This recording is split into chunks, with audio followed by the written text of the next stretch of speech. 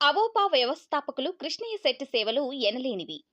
అవోపా సంస్థను స్థాపించి తద్వారా ఆర్య వైశ్య సామాజిక వర్గానికి రెజర్ కృష్ణయ్య శెట్టి ఎనలేని సేవలు అందించారని అవోపా ఎడ్యుకేషనల్ ట్రస్ట్ అధ్యక్షులు జైవరపు వెంకటప్రసాద్ అన్నారు.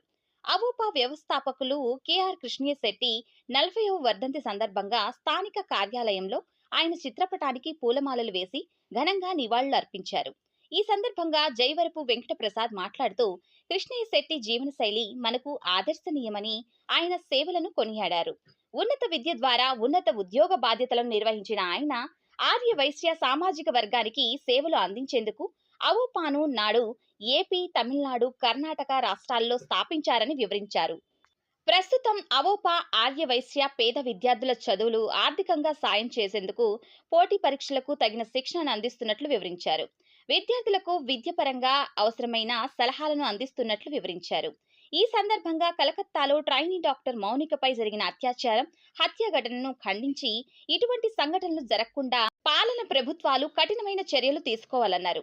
కార్యక్రమంలో అవోపా అధ్యక్ష కార్యదర్శులు రాచమడుగు ప్రసాద్, ఓరుగంటి చెన్నకేశ్వరరావు, నరసింహరావు, నేరిళ్ల శ్రీనివాసరావు, తుమ్మేపల్లి సాంబశివరావు తదితరులు పాల్గొన్నారు.